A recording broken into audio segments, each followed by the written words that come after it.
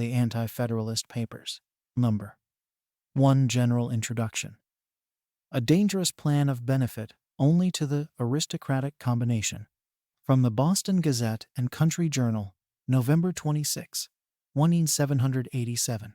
I am pleased to see a spirit of inquiry burst the band of constraint upon the subject of the new plan for consolidating the governments of the United States, as recommended by the late convention. If it is suitable to the genius and habits of the citizens of these states, it will bear the strictest scrutiny. The people are the grand inquest who have a right to judge of its merits. The hideous demon of aristocracy has hitherto had so much influence as to bar the channels of investigation, preclude the people from inquiry, and extinguish every spark of liberal information of its qualities. At length, the luminary of intelligence begins to beam its effulgent rays upon this important production. The deceptive mists cast before the eyes of the people by the delusive machinations of its interested advocates begins to dissipate, as darkness flies before the burning taper. And I dare venture to predict that in spite of those mercenary declaimers, the plan will have a candid and complete examination.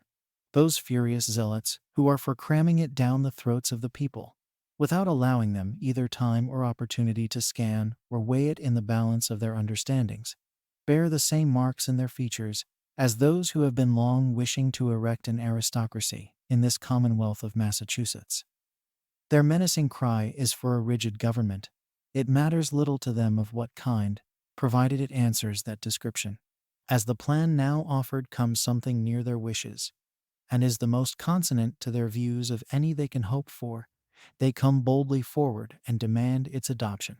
They brand with infamy every man who is not as determined and zealous in its favor as themselves. They cry aloud the whole must be swallowed or none at all, thinking thereby to preclude any amendment. They are afraid of having it abated of its present rigid aspect. They have strived to overawe or seduce printers to stifle and obstruct a free discussion, and have endeavored to hasten it to a decision before the people can duly reflect upon its properties. In order to deceive them, they incessantly declare that none can discover any defect in the system, but bankrupts who wish no government, and officers of the present government who fear to lose a part of their power. These zealous partisans may injure their own cause and endanger the public tranquility by impeding a proper inquiry. The people may suspect the whole to be a dangerous plan, from such covered and designing schemes to enforce it upon them.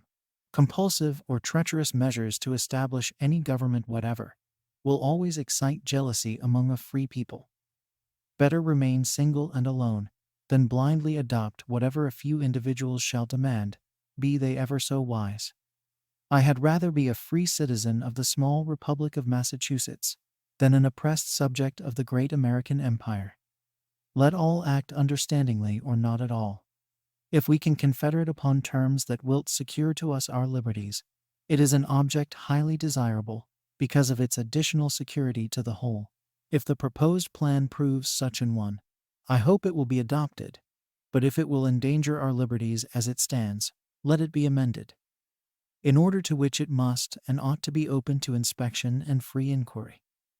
The inundation of abuse that has been thrown out upon the heads of those who have had any doubts of its universal good qualities have been so redundant that it may not be improper to scan the characters of its most strenuous advocates.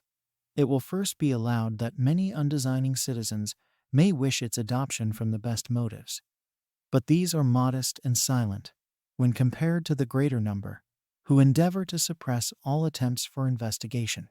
These violent partisans are for having the people gulp down the gilded pill blindfolded whole and without any qualification whatever. These consist generally of the noble order of Cincinnatus, holders of public securities, men of great wealth and expectations of public office, bankers and lawyers. These with their train of dependents form the aristocratic combination. The lawyers in particular keep up an incessant declamation for its adoption. Like greedy gudgeons, they long to satiate their voracious stomachs with the golden bait. The numerous tribunals to be erected by the new plan of consolidated empire will find employment for 10 or 100 times their present numbers. These are the loaves and fishes for which they hunger. They will probably find it suited to their habits if not to the habits of the people. There may be reasons for having but few of them in the state convention, lest their interest should be too strongly considered. The time draws near for the choice of delegates. I hope my fellow citizens will look well to the characters of their preference, and remember the old patriots of '75. They have never led them astray, nor need they fear to try them on this momentous occasion. A Federalist.